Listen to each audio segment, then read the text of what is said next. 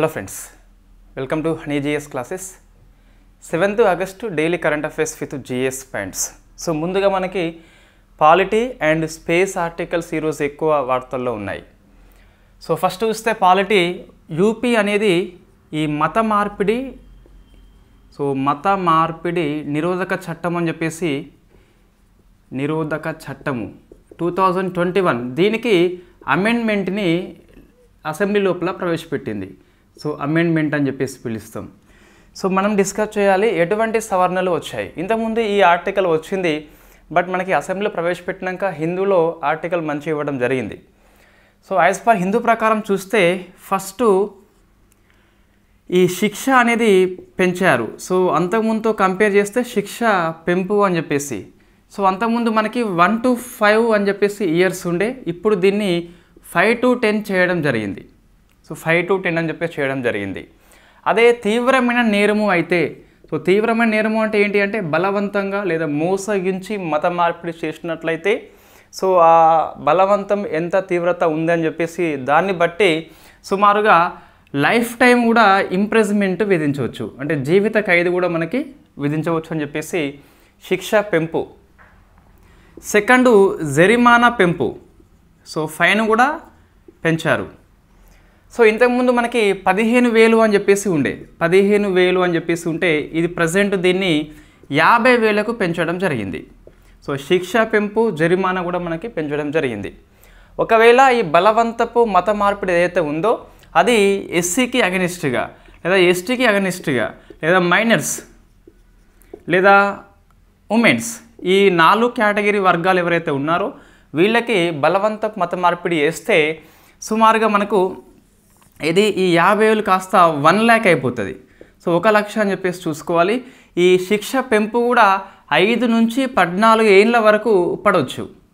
So మనకి different కేటగిరీకి different శిక్షలు ఉన్నాయి, జరిమానా ఉంది. ఎస్సీ ఎస్టీ మైనర్స్ అండ్ ఉమెన్కి అగనిస్ట్గా బలవంతం మత మార్పిడి చేస్తే గిట్ట వాళ్ళకి 1 lakh వరకు జరిమానా విధిస్తారు. తర్వాత 5 to 14 years అని చెప్పేసి శిక్ష గుర్తుపెట్టుకోవాలి. ఫైనల్లీ బలవంతపు ఎంత తీవ్రంగా ఉంది అని చెప్పేసి దాన్ని చూసుకొని జీవిత ఖైదు కూడా విధించే అవకాశం ఉంది అట. రైట్, నెక్స్ట్ ఇంతకుముందు బెయిల్ వచ్చేది, బట్ ఇప్పుడు బెయిల్ చాలా కఠినం చేయడం జరిగింది. సో ఇక్కడ నాన్ బెయిల్ కింద తీసుకుంటున్నాం. సో నాన్ బెయిలబుల్ అంటే ట్విన్ కండిషన్ సాటిస్ఫై చేయాలి, అంటే ఇతను బెయిల్ ఇవ్వకుండా పబ్లిక్ ప్రాసిక్యూటర్ వాదించవచ్చు. సెకండ్ది ఇతను బయటకి వెళ్ళినట్లయితే ఎటువంటి నేరం చేయడం చెప్పేసి కోర్టు నమ్మాలి. సో పబ్లిక్ ప్రాసిక్యూటర్ని సాటిస్ఫై చేయాలి, కోర్టును సాటిస్ఫై చేయాలి. ఆ 2 కండిషన్స్ని ఫుల్ఫిల్ చేస్తేనే బెయిల్ వస్తుంది. అంటే బెయిల్ యొక్క షరతులు చాలా కఠినంగా ఉన్నాయని చెప్పేసి చెప్పొచ్చు. ఇవి మనకి యూపీలో వచ్చిన మత మార్పిడి నిరోధక బిల్లు 2024. 2021 చట్టానికి సవరణ అని చెప్పేసి పిలుస్తాం. సవరణ మనకి శిక్ష పెంపు జరిగింది, జరిమానా పెంపు జరిగింది. ఎస్సీ ఎస్టీ మైనర్స్ ఉమెన్స్ అని చెప్పేసి ప్రత్యేక కేటగిరీ కింద డివైడ్ చేసి శిక్ష పెంపు జరిగింది, జరిమానా పెంపు జరిగింది ఆ ప్రత్యేక వర్గానికి. నెక్స్ట్ బెయిల్ చాలా కఠినం చేయడము అని చెప్పేసి ఈ 3 conditions SC ST women minor count చేస్తే 4 కండిషన్స్ మనకి వచ్చిన మార్పులు అని చెప్పేసి గుర్తుపెట్టుకోవాలి.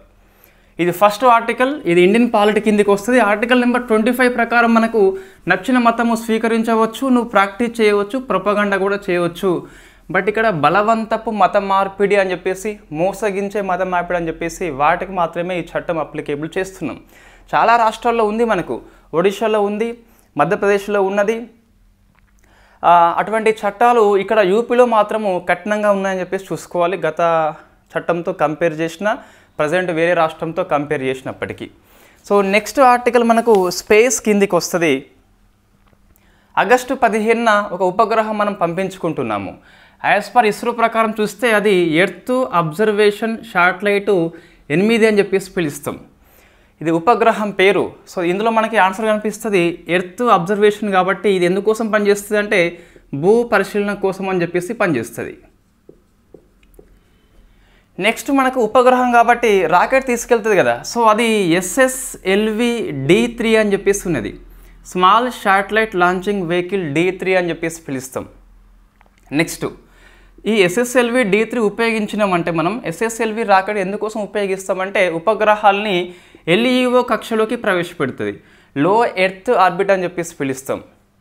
సుమారుగా 500 kg కంటే తక్కువ ఉన్న శాటిలైట్స్ని మాత్రం ప్రయోగిస్తుంది కాబట్టి దీని బరువు మనం ఇప్పుడే చెప్పలేము. ఆగస్టు 15న తెలుస్తుంది. కానీ మొత్తం మీద 500 kg కంటే తక్కువ ఉంటుందని చెప్పేసి ఒక బ్రాడ్ ఐడియా మనకి ఉండాలి.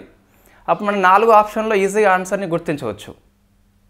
రైట్, నెక్స్ట్ చూస్తే ఇది ఎంతకాలం పనిచేస్తుంది అంటే దీని యొక్క వ్యవధి చూస్తే 1 year అని చెప్పేసి ఉంది. సో జనరల్గా మనకి సతీష్ ధావన్ స్పేస్ సెంటర్ నుంచే ప్రయోగిస్తారు. ఆగస్టు 15న చూస్తే లాంచింగ్ ప్యాడ్ 1 అని చెప్పేసి లేదా 2 అని చెప్పేసి ఉంటుంది. సో ఇది మనకి వార్తల్లో ఉన్న ఉపగ్రహము లేదా రాకెట్ అని చెప్పేసి. అయితే జిఎస్ పాయింట్ ఆఫ్ వ్యూలో మనం డిస్కస్ చేసి ఉన్నాం వివిధ రాకెట్స్ అని చెప్పేసి ASLV, SSLV, PSLV, GSLV, మొన్న కొత్తగా NGLV అని చెప్పేసి డిస్కస్ చేసి ఉన్నాం. ఒకసారి SSLV చూస్తే ఇది ఎందుకోసం ఉద్దేశించబడింది అంటే స్మాల్ శాటిలైట్ లాంచ్ వెహికల్ అని చెప్పేసి పిలుస్తాం.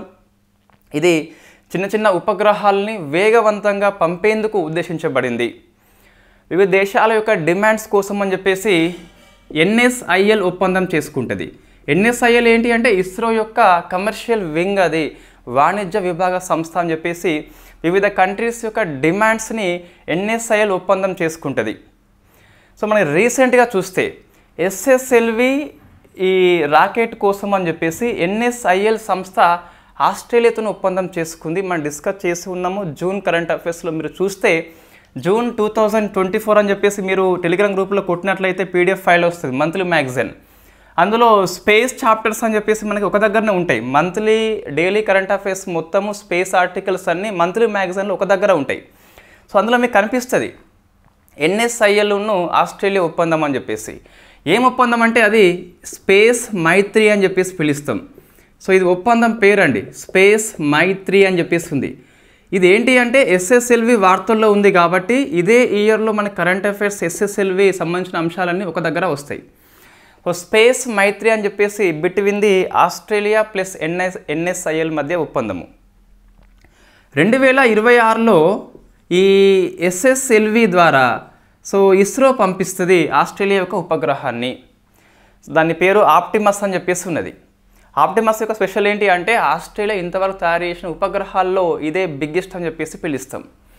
సో ఫస్ట్ మనం స్పేస్ మైత్రి ఉంది కదా, between the India plus Australia మధ్య ఒప్పందం అని చెప్పేసి. సో మైత్రి అంటే ఏంటి అంటే mission for Australia India technology research and innovation అని చెప్పేసి పిలుస్తాం. So mission for Australia India technology research innovation అని చెప్పేసి స్పేస్ మైత్రి పిలుస్తాం. Between the NSIL plus Australia మధ్య ఒప్పందము. ఆస్ట్రేలియాకు ఉపగ్రహమైన ఆప్టిమస్ని పంపిస్తుంది. ఇది ఆస్ట్రేలియా యొక్క లార్జెస్ట్ ఉపగ్రహం అని చెప్పేసి పిలుస్తాం. 26లో పంపిస్తుంది. సో SSLV అని చెప్పేసి మనకి రాకెట్ క్వశ్చన్ డెప్త్గా వస్తే గిట్ట ఈ రాకెట్ ఎన్ని దశల్లో ఉంటుంది, దాని యొక్క ప్రొపల్లెంట్ అంటే ఫ్యూయల్ ఏంటని చెప్పేసి ప్రశ్న వస్తుంది. సో ముఖ్యంగా ఇది 3 దశల్లో ఉంటుందండి, 3 దశల్లో ఉంటుంది. ఈ 3 కూడా మనకి సాలిడ్ ప్రొపల్లెంట్ కలిగి ఉంటుంది, అంటే గణేంద్రం అని చెప్పేసి పిలుస్తాం. 1, 2, 3. దీంతోపాటు మనకి మీద మరింత వేగంగా ఉపగ్రహం పోవాలి కాబట్టి కక్షలోకి ద్రవ దశ కాదు కానీ ఇది సో ద్రవ ఇంధనం కలిగి ఉంటుంది. కొంచెం దీని దశగా మనం తీసుకోము. సో యాజ్ పర్ ఇస్రో ప్రకారం చూస్తే ఏముంటుంది అంటే 3 స్టేజెస్ కలిగి ఉంటుంది. అన్ని స్టేజ్ల్లో కూడా మనకి సాలిడ్ ఫ్యూయల్ని ఉపయోగిస్తామని చెప్పేసి ఉంటుంది. ఇది మనం గుర్తుపెట్టుకోవాలి. దీంతో పాటు వెలోసిటీ ట్రిమ్మింగ్ మాడ్యూల్ అని చెప్పేసి ద్రవ ఇంధనం కలిగి ఉంటుంది. స్టేజెస్ కాదు, అది కక్షలోకి వేగంగా పోవాలని చెప్పేసి వెలోసిటీ ట్రిమ్మింగ్ మాడ్యూల్ని తీసుకెళ్తుంది. దాని లోపల ద్రవ ఇంధనం అని చెప్పేసి ఉంటుంది. ఎన్ని దశల్లో ఉంటుందంటే మనం 3+1 అని చెప్పేసి చెప్తూనే 3 అని చెప్పేసి ఆన్సర్ ఇవ్వాల్సిన అవసరం ఉంటుంది. సో VTM మనకు వన్ ఆఫ్ ది మాడ్యూల్, అది నార్త్ స్టేజ్ అని చెప్పేసి పిలుస్తాం. సో ఇది మనకి వార్తల్లో ఉన్న SSLV అని చెప్పేసి ముఖ్యంగా చిన్న చిన్న ఉపగ్రహాలని ప్రవేశం చేసేందుకు LEO కక్షలోకి 500 kg కంటే తక్కువ బరువున్న ఉపగ్రహాల కోసం అని చెప్పేసి SSLV ఉద్దేశించబడింది. సో ఇది స్పేస్ కిందకి వస్తుందండి. అంటే వెరీ ఫేమస్ APPS గ్రూప్ 2 కావచ్చు, లేదా TGPSC గ్రూప్ 2 లేదా గ్రూప్ 3 కావచ్చు. ఈ ఆర్టికల్ వచ్చేందుకు అవకాశం ఉంటుంది. సో నెక్స్ట్ చూస్తే మనకు పర్యావరణ అంశాలు వార్తల్లో ఉన్నాయి. ఒక బ్యాక్టీరియా అనేది వార్తల్లో వచ్చింది. సో అది మిథైలో క్యూమిస్. సో సో మిథైలోక్యూమిస్ ఒరిజో ఇది బ్యాక్టీరియా పేరండి. సో మనకి ఇక్కడ ఏంటంటే దీన్ని మిథనోట్రోప్స్ అని చెప్పేసి కూడా పిలుస్తాం. సో మిథనోట్రోప్స్ మనం డిస్కస్ చేద్దాం ఈ పదాలు ఏంటని చెప్పేసి. మిథనోట్రోప్స్ ఇది పిఐబి న్యూస్ అంటే కాబట్టి మనకి కఠిన పదాలు ఉన్నప్పటికీ స్కిప్ చేయవద్దు. రైట్, ఫస్ట్ ఈ మిథైలోక్యూమిస్ ఒరిజో వచ్చేసి ఒక బ్యాక్టీరియా. ఈ బ్యాక్టీరియా ఏ రకం అంటే మిథనోట్రోప్స్ రకం అని చెప్పేసి పిలుస్తాం. సో మిథనోట్రోప్స్ అంటే ఏంటి అంటే వాతావరణంలోకి మిథేన్ని ఎవరన్నా ఈ వరి పొలాలు కానీ మనకు వెట్లాండ్స్ కానీ రిలీజ్ చేస్తాయి. సో రిలీజ్ చేసినప్పుడు ఆ మిథైన్ని తగ్గించే న్యాచురల్ ప్రాసెస్ కలిగి ఉన్నటువంటి బ్యాక్టీరియాలను మనము మిథనోట్రోప్స్ అని చెప్పేసి పిలుస్తాం. అంటే వాతావరణంలోకి విడుదల చేయబడ్డ మీథేన్ యొక్క ఉద్గారాలను తగ్గించే బ్యాక్టీరియాని మిథనోట్రోప్స్ అని చెప్పేసి పిలుస్తాం. ఇండియాలో ఈ పశ్చిమ భారతదేశం లోపల వరి పొలాల్లో గుర్తించిన బ్యాక్టీరియా పేరు వచ్చేసి మిథైలోక్యూమిస్ ఒరిజో అని చెప్పేసి పిలుస్తాం. ఇదేంటి అంటే ఒక మిథనోట్రోప్స్. మిథనోట్రోప్స్ అంటే అర్థం ఏంటంటే వాతావరణంలోకి బయటకు వచ్చినటువంటి మీథేన్ని ఆక్సీకరణం చెందించి దాని యొక్క ఎఫెక్ట్ తగ్గిస్తుంది. ఉపయోగం ఏంటి మనకి అంటే సో గ్లోబల్ వార్మింగ్ అని చెప్పేసి వెరీ ఫేమస్. ఈ గ్లోబల్ వార్మింగ్కి కారణం ఏంటి? ఫస్ట్ ప్రధాన వాయువు CO2 అయితే రెండవ ప్రధాన వాయువు మనకి మీథేన్ ఉన్నది. ఇటువంటి మీథేన్ ఎమిషన్స్ని తగ్గిస్తుంది కాబట్టి పర్యావరణ అంశాల దృష్ట్యా వెరీ ఫేమస్. అందులో పిఐబి సోర్స్ కాబట్టి ఎక్కువ మనం ఫోకస్ చేయాలి. సో దీన్ని ఎక్కడ గుర్తించారు అంటే పశ్చిమ భారతదేశంలో ఉన్న రాష్ట్రాల పేర్లు ఏం మెన్షన్ చేయలేదు. సో వెస్ట్ ఇండియాలో ఉన్నటువంటి వరి పొలాల్లో లేదా వెట్లాండ్స్ లోపల గుర్తించారు అట. ఆ ఏరియా లోపల మీథేన్ ఎమిషన్స్ మొత్తం కట్ అయిపోయినాయట. ఎందుకోసం అంటే ఈ బ్యాక్టీరియా కారణం అని చెప్పేసి మనకు ఆ పిఐబి న్యూస్ చెప్తుంది. సో మిథనోట్రోప్స్ మనకి పదం కొత్త పదం కాబట్టి దాన్ని ఎక్కువ మనం గుర్తుపెట్టుకోవాలి. రైట్, ఇది తర్వాత ఇంకొకటి వార్తల్లో ఉంది మనకు ఈ రెన్యూవబుల్ ఎనర్జీ కెపాసిటీ మీద లోక్సభలో మనకి మంత్రి ఆన్సర్ చెప్పడం జరిగింది. సో రెన్యూవబుల్ ఎనర్జీ కెపాసిటీ ఎంత ఉందని చెప్పేసి ఈ జూలై నాటికి 203 సంథింగ్ ఎంత అంటే 1 గిగావాట్స్ అని చెప్పేసి ఇంత మనం ఇన్స్టాల్మెంట్ చేసుకున్నామట. సో ఇది నాన్ ఫజిల్ లేదా నాన్ ఫజిల్ ఫ్యూయల్ అని చెప్పేసి పిలుస్తాం. శిలాజ ఇంధనం యొక్క సోర్స్ కాకుండా నాన్ ఫజిల్ ఫ్యూయల్ నుంచి 203.1 గిగావాట్స్ ఉత్పత్తి చేసుకున్నాం. సో తొలిసారిగా 200 గిగావాట్స్ యొక్క మార్క్ని దాటింది కాబట్టి సో మనకి ఇన్ఫ్యాక్ట్ పిఐబి న్యూస్లో వచ్చింది అండ్ లోక్సభలో క్వశ్చన్ అవర్లో అడిగిన ఆన్సర్కి ఇది ఆన్సర్ కనిపిస్తుంది. అయితే కొన్ని ర్యాంకింగ్ కూడా ఇవ్వడం జరిగింది. ఈ రెన్యూవబుల్ ఎనర్జీ విషయంలో లేదా నాన్ ఫజిల్ ఫ్యూయల్ విషయంలో ఇండియా ర్యాంక్ ఎంత అంటే గ్లోబల్ లెవెల్లో 4th ర్యాంక్ అట. సోలార్ కెపాసిటీ విషయంలో ఇండియా ర్యాంక్ వచ్చేసి 5th ర్యాంక్ అట. అదే విండ్ ఎనర్జీ విషయంలో చూస్తే మనకి 4th ర్యాంక్ అట. ఈ ర్యాంక్స్ అన్నీ గుర్తుపెట్టుకోవాలి పిఐబి సోర్స్ కాబట్టి. సో ఇప్పటికీ మనకి ఈ ఎలక్ట్రిసిటీ కెపాసిటీ పరంగా చూస్తే ఎక్కువ సోర్స్ మనకి థెర్మల్ పవరే ఉంది అట. సో అది 55 ఉంటే ఇది 45 అని చెప్పేసి మనం చెప్పొచ్చు.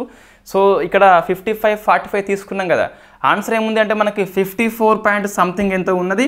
బట్ 55 అని చెప్పేసి మన రౌండ్ ఫిగర్ ఇక్కడ తీసుకోవచ్చు, ఎటువంటి ఇబ్బంది లేదు. 54.46 ఉన్నది, ఇది 44.54 ఉంది. సో కొంచెం ఎక్కువ ఉంది కాబట్టి 55-45 తీసుకోవచ్చు. ఇదేమో థర్మల్ పవర్ సోర్సు, ఈ 45 ఏమో నాన్ ఫజిల్ సోర్స్ అని చెప్పేసి పిలుస్తాం. సో 45% వరకు మనకి ఇదే కనిపిస్తుంది.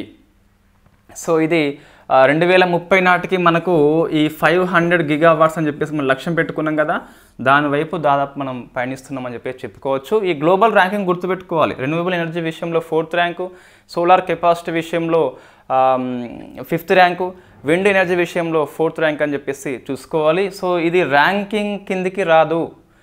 సో ర్యాంకింగ్ కిందికి వస్తే మనం ఏం చేస్తామంటే స్కిప్ చేస్తాం. సబ్జెక్ట్ కరెంట్ అఫైర్స్ ఎక్కువ అధ్యయనం చేస్తాం, మన ఎక్కువ ఆస్పిరెంట్స్ ఎవరైనా కూడా ఈ అవార్డ్స్ లాంటివి ఎక్కువ స్కిప్ చేస్తాం. కాబట్టి ఇది సబ్జెక్ట్లో వేసుకుంటే నెక్స్ట్ మనము ఈ ఇయర్ రౌండప్ లేదా రివిజన్ సిరీస్లో స్కిప్ చేయకుండా ఉంటుంది. కాబట్టి సో ర్యాంకింగ్ కాకుండా మనము సబ్జెక్ట్లో తీసుకోవడం జరిగింది. ఇవి 2 ఆర్టికల్స్ కూడా ఫేమస్ అండి. తర్వాత చూస్తే ఒక రిపోర్ట్ వార్తల్లో ఉంది. సో రిపోర్ట్ని నోట్స్ ఇస్తాను, ఒకసారి నోట్స్లో చదువుకోండి. క్వాలిటీ కౌన్సిల్ ఆఫ్ ఇండియా అనేది తొలిసారిగా ఈ సురాజ్య సురాజ్య అని చెప్పేసి ఒక ఫ్రేమ్వర్క్ని రూపొందించింది. అంటే రాష్ట్రాలకి ఒక 4 ఇండెక్స్ ఆధారంగా ర్యాంకింగ్ ఇచ్చింది. 4 ఇండెక్స్ ఏంటి అంటే ఫస్ట్ చూస్తే మనకి శిక్ష అని చెప్పేసి ఉన్నది. శిక్ష మీన్స్ ఎడ్యుకేషన్. సెకండ్ చూస్తే స్వస్థ్య అని చెప్పేసి ఉన్నది. స్వస్థ్య మీన్స్ మనకి హెల్త్ అని చెప్పేసి వస్తుంది. థర్డ్ది సమృద్ధి అంటే ప్రాస్పర్టీ అని చెప్పేసి పిలుస్తాం. సమృద్ధి అంటే ప్రాస్పర్టీ లేదా సుసంపన్నత అని చెప్పేసి పిలుస్తాం.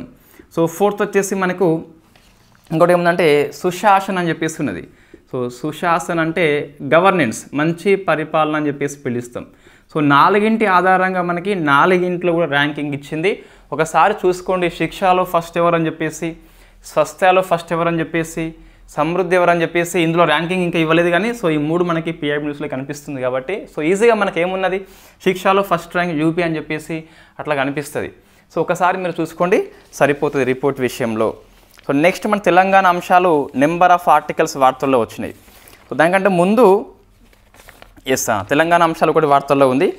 తెలంగాణ అంశాలు మనకి ఏపీ వాళ్ళకి అవసరం లేదు కాబట్టి మనం స్కిప్ చేయవచ్చు. ఫస్ట్ ఏది యంగ్ ఇండియా స్కిల్ యూనివర్సిటీ ఉంది కదా, దాని యొక్క హెడ్గా ఆనంద్ మహీంద్ర అని చెప్పేసి తెలంగాణ ప్రభుత్వం నియామకం చేసింది. అతను కూడా యాక్సెప్ట్ చేయడం జరిగింది. దాంతోపాటు పోలీసోమ్నోగ్రఫీ అని చెప్పేసి లేదా పాలీసోమ్నోగ్రఫీ అని చెప్పేసి ఉంటుంది. పాలీసోమ్నోగ్రఫీ ఈ నిద్ర సంబంధిత వ్యాధుల యొక్క అధ్యయనం కోసం అని చెప్పేసి లేదా నిర్ధారణ కోసం అని చెప్పేసి పనిచేస్తూ ఇందులో very first time AI technology ఉపయోగిస్తున్నారు. ఎవరు అంటే IIIT హైదరాబాదును. IIIT హైదరాబాదును దాంతోపాటు ఒక బెంగళూరు కంపెనీ నిమ్హన్స్ అని చెప్పేసి ఉన్నది. నిమ్హన్స్ కంపెనీ ఉన్ను ఇది బెంగళూరు కేంద్రంగా పనిచేస్తుంది. IIIT హైదరాబాద్ వాళ్ళు ఈ పాలీసోమ్నోగ్రఫీ అంటే నిద్రలేమితో ఏ సమస్యలు వస్తాయో ఆ సమస్యల యొక్క పరిష్కారం కోసం అని చెప్పేసి ఏ టెక్నాలజీని ఉపయోగించే పరీక్ష పేరు పాలీసోమ్నోగ్రఫీ అని చెప్పేసి పిలుస్తాం. నెక్స్ట్ మన రేవంత్ రెడ్డి గారు అమెరికా పోయారు కాబట్టి నెంబర్ ఆఫ్ అగ్రిమెంట్స్ చేసుకుంటున్నాడు. అందులో ఒక కంపెనీ మనకు కాగ్నిజెంట్ కంపెనీ అని చెప్పేసి ఉన్నది. కాగ్నిజెంట్ కంపెనీ వచ్చేసి ఇది ఫేమస్ ఐటీ కంపెనీ, హైదరాబాద్లో సెంటర్ ఓపెన్ చేస్తుందట. సెకండ్ వచ్చేసి చూస్తే మనకు స్వచ్ఛ బయో అని చెప్పేసి స్వచ్ఛ బయో ఇది ఒక 2G ఇథనాల్ ప్లాంట్ని ఓపెన్ చేస్తుందట హైదరాబాద్ లోపల. మనకి 1G అని చెప్పేసి ఫుడ్ సోర్సెస్, 2G అని చెప్పేసి ఫుడ్ వేస్ట్ సోర్స్ అని చెప్పేసి మనకు ఉంటుంది కదా. ఆ 2G కేంద్రాన్ని ఇక్కడ ఏర్పాటు చేస్తారట. ఇథనాల్ బయోఫ్యూయల్ పాలసీ లోపల మనం డిస్కస్ చేసి ఉన్నాం 1G, 2G, 3G, 4G అని చెప్పేసి. నెక్స్ట్ ఇంకొకటి RCCM అని చెప్పేసి ఓ కంపెనీ ఉన్నది. RCCM అని చెప్పేసి ఈ కంపెనీ కూడా హైదరాబాద్లో సెంటర్ని ఓపెన్ చేస్తుందట. ఇదేమో టెక్నాలజీ సర్వీస్ సొల్యూషన్స్ కంపెనీ, ఇది బయోఫ్యూయల్ కంపెనీ, ఇదేమో ఐటీ కంపెనీ అని చెప్పేసి 3 కంపెనీలు ఒప్పందం చేసుకోవడం జరిగింది. 3 కూడా హైదరాబాద్ కాబట్టి మనకి ఎటువంటి ఇబ్బంది అయితే లేదు. నెక్స్ట్ ఈ మన హైదరాబాద్కి తాగునీటి సరఫరా కోసం అని చెప్పేసి ఈ మల్లన్న సాగర్ నుంచి ఒక 15 TMC ప్రాజెక్ట్ని ఆమోదించారు. ఈ 15 TMC లోపల 10 TMC ఏమో హైదరాబాద్ యొక్క మంచినీటి కోసం అని చెప్పేసి, డ్రింకింగ్ వాటర్ కోసం అని చెప్పేసి, ఒక 5 TMC వచ్చేసి ఈ మూసీ నది ప్రక్షాళన కోసం అని చెప్పేసి ఈ 15 TMC వాటర్ తీసుకుంటున్నారట. ఇందులో ఈ ఎంత ఖర్చు అవుతుందని చెప్పేసి ఉంటుంది కదా, ఆ ఖర్చు లోపల ఇన్ఫ్యాక్ట్ 40% హడ్కో రుణం ద్వారా సమీకరణ చేస్తారట. ఇంకో 60% ఈ ప్రాజెక్ట్ని ఎవరు చేపడితే వాళ్ళు భరించాలని చెప్పేసి తర్వాత గవర్నమెంట్ వాటితో సహా ఇస్తామని చెప్పేసి చెప్పుకోవడం జరిగింది. 15 TMC లోపల 10 TMC హైదరాబాద్ డ్రింకింగ్ వాటర్ అయితే 5 TMC మూసీ నది యొక్క ప్రక్షాళన కోసం అని చెప్పేసి తీసుకోవడం జరిగింది. ఎక్కడి నుంచి వాటర్ వస్తాయి ఇవి గోదావరి జిల్లాలంటే మల్లన్న సాగర్ అని చెప్పేసి పిలుస్తాం. ఇది ఈరోజు కరెంట్ అఫైర్స్ అండి. ఈరోజు కరెంట్ అఫైర్స్లో ఎగ్జామ్ దృష్ట్యా మన నవంబర్లో ఎగ్జామ్ ఉంది, డిసెంబర్లో ఎగ్జామ్ ఉంది కాబట్టి మరీ దగ్గరలో లేదు కాబట్టి సబ్జెక్ట్ కరెంట్ అఫైర్స్ బాగా చూసుకోవాలి. ఒకటి యూపీ యొక్క మత మార్పిడి నిరోధక చట్టం అని చెప్పేసి ఉంది కదా, ఇందులో సవర్ణ కాబట్టి సవర్ణలు గుర్తుపెట్టుకోవాలి. శిక్ష పెంపు అని చెప్పేసి 1 to 5 ఉండేది 5 to 10 చేశారు. జైలు యొక్క ఇన్ఫ్యాక్ట్ ఏది జరిమానా పెంపు 15,000 ఉండేది 50,000 చేసిండ్లు. SC, ST, ఉమెన్, మైనార్కి అగెనిస్ట్గా మత మార్పిడి బలవంతంగా చేస్తే మనకు 1 lakh వరకు 5 to 14 years వరకు శిక్ష విధిస్తారు అని చెప్పేసి. బలవంతంగా మత మార్పిడి చేస్తే, మోసపూరితంగా చేస్తే తీవ్రత బట్టి లైఫ్ టైం కూడా వేయవచ్చు. సో ఫస్ట్ది. సెకండ్ది ఎర్త్ అబ్జర్వేషన్ శాటిలైట్ 8 అని చెప్పేసి మనకి SSLV D3 ద్వారా మనం పంపుకుంటున్నాము. ఆగస్టు 15న పంపుకుంటున్నాము SSLV D3 ద్వారా అని చెప్పేసి. నెక్స్ట్ మనకు డిఫెన్స్ ఆర్టికల్స్ లేవు. పర్యావరణ అంశం లోపల చూస్తే ఒకటి ఈ మీథేన్ యొక్క తగ్గించే బ్యాక్టీరియా అని చెప్పేసి పశ్చిమ భారతదేశంలో మనం గుర్తించాము. సో ఒరిజో అని చెప్పేసి పిలుస్తాం. వెరీ ఫస్ట్ టైం కాబట్టి ఒకసారి బాగా ఫోకస్ చేయాలి. వై బికాస్ గ్లోబల్ వార్మింగ్కి సెకండ్ ప్రధాన కారణం అని చెప్పేసి ఇది ఉంది కాబట్టి. ఫోర్త్ది వచ్చేసి రెన్యూవబుల్ ఎనర్జీ విషయంలో లోక్సభలో క్వశ్చన్ అవర్లో ఆన్సర్ ఇవ్వడం జరిగింది. సో 203.1 కాబట్టి 200 GW క్రాస్ అయిపోయింది. రెన్యూవబుల్ ఎనర్జీ విషయంలో ఇండియా ర్యాంక్ వచ్చేసి 4th అయితే సోలార్లో 5th, విండ్ ఎనర్జీలో 4th అని చెప్పేసి చూసుకోవాలి. నెక్స్ట్ మనకు ఈ క్వాలిటీ కౌన్సిల్ ఆఫ్ ఇండియా అని చెప్పేసి ఒక రిపోర్ట్ ఇచ్చింది. ఆ రిపోర్ట్ 4 ఇండెక్స్ ఉంటాయి. శిక్ష, స్వాస్థ్య, సమృద్ధి, తర్వాత వచ్చేసి సుశాసన అని చెప్పేసి ఉన్నది. సో 4 కేటగిరీలో వివిధ రాష్ట్రాల ర్యాంక్ అని చెప్పేసి చూసుకోవాలి. నెక్స్ట్ తెలంగాణ అంశాలు మనకి వార్తల్లో అయితే కనిపిస్తున్నాయి. So thank you very much. నేను ఆర్థిక సర్వే తెలంగాణ లేదా ఇండియాది సో నేను ఒక పోల్ స్టార్ట్ చేసిన కదా, 2 days తర్వాత ఆ పోల్లో ఏది ఎక్కువ వస్తాయి సో మనకి అందరికి కనిపిస్తుంది. అక్కడ దాచేది ఏం లేదు కాబట్టి మీరు మీ రెస్పాన్స్ తెలియజేయండి. ఆ పోల్ యొక్క ఆన్సర్స్ బట్టి మనం ముందుకెళ్దాం. సో ఇండియా లేదా తెలంగాణ ఏదైనా ఒక 15 రోజులు టైం తీసుకుంటుంది పూర్తి చేయాలి అంటే. ఒక 7 to 8 వీడియోస్లో అయిపోతుంది. డే బై డే వీడియో చేసుకున్న ఒక 15 రోజులలో అయిపోతుంది. ఒకటి అయిపోయాక ఒకటి ఉంటుంది కంపల్సరీ. బట్ ఏది ఫస్ట్ అని చెప్పేసి మీ యొక్క డిమాండ్ బట్టి మనం దాన్ని డిస్కస్ చేద్దాం. So thank you very much.